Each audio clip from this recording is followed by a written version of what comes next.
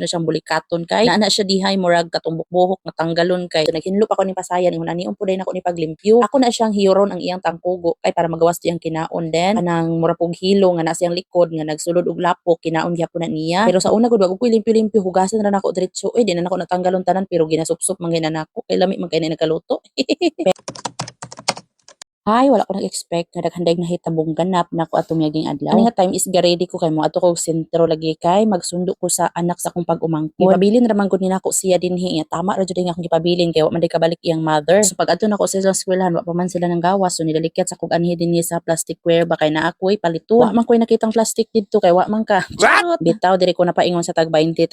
na lang kay naa dinhi daghan man dig plato nga dagko-dagko. Pero dili lagi na nimo siya masaligan kay nagkahug-an murag muligtik kara kay pila tag 20 gud in tawon oy. Gusto unta ko atong rubber rice kaso lang wala man gud sila available kanira ilang baso nga si may rubber rice. So nakapalit na day ko ani unya. Namili ko dinhi ang maglibog sad ko. Then pagkahuman na bayad na lang sad day ko 1,000 plus akong gibayaran. Humanday na ko bayad ako sang gihatod sa bodega igo ra jud ko naabot kusog kay ulan ni bundak in tawon. Ayaw gani nakaabot pa kog bodega so pagbalik na ko didto kuha sa kong apo is nag-tricycle na lang ko kay ulanay man jud kaayo in tawong kalangitan. So fast forward diri na ta sa tingluto na kay ting panihapon na hapit. Naglimpyo ko og tahorn kay ilang og tahorn ingon ani ko maglimpyo og tahong ako na siyang bulikaton kay naa na siya dihay murag katumbok-buhok nga tanggalon kay didto man gud ang hugaw murag didto ang gasala sa mga hugaw jud pa. So mo din ni among gisud-an panihapon gisagulan ako ni siya pasayan so naghinlo pa ko ni pasayan ingon ani umpuday na ko ni paglimpyo ako na siyang hiyoron ang iyang tangkugo kay para magawas diyang kinaon den kanang mura pog hilo nga nasa iyang likod nga nagsulod og lapok kinaon gyapon na niya pero sa una gud wag ko limpyo-limpyo hugasan na nako diretso di na nako natanggalon tanan pero ginasupsop man gyud nako kay lami man kay na nagkaluto.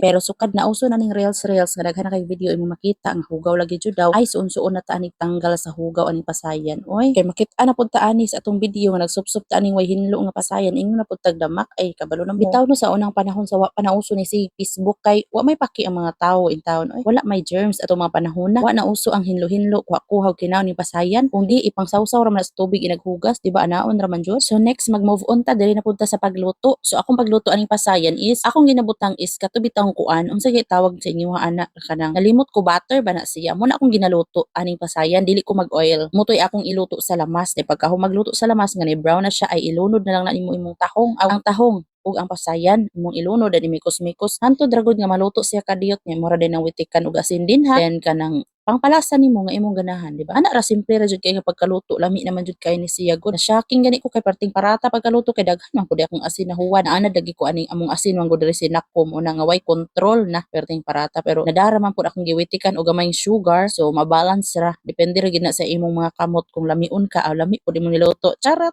Itaw no kita ra joy kadalaan ni atong kinabuhi kung unsa ang pagpalami sa atong kinabuhi unsaon nga dili pait atong kinabuhi ana ra man gud na oy samar gud na sa imong pagluto ikaw ra gihapoy nagdala og palami kung unsaon nimo pag timplada nga mo lami so yun ana ra pud ang life kay kung gusto kag pait ang imong kinabuhi aw ikaw ni gadala ana sa kapaitan sa imong kinabuhi di ba so ana ra oy di na gud nato nilibog-libogon. So ako din na siyang gisagulan og oyster sauce nga sarsaya among gamit kay mo na ganahan sa akong ati oy talagsa ra mo ko magluto ginani nga nilutuan bitaw pero mo lagi na lami jud kaayo hasta imong kamot gud imong masupsup. Ikaw ay daghag pamaagi nga para maging okay ang imong pagluto maging lami parehar gyapon na sa imong kinabuhi daghag diskarte nga pwede ka mabuhi og haruhay o di ba kung dili lang gyud siguro tapulan ng mga tawo aw gyud siguro magpait gawas lang kung kanang mga disable nga di gyud makakaya bitaw unay tabangonon jud. So diri nata kay naluto na ang atong seafoods mo ni among gipanihapon atong niaging kuan muto ako na siyang gimikos-mikos di pagkahuman ako na siyang gihaon sa karaha kay mga unami bitaw talagsaon na kay may magluto ani oy nga weird tahong ang tahong pa jud kay stuck siya guys. Sa mara to diri rataman og daghang salamat sa inyong pagtan-aw. God bless you.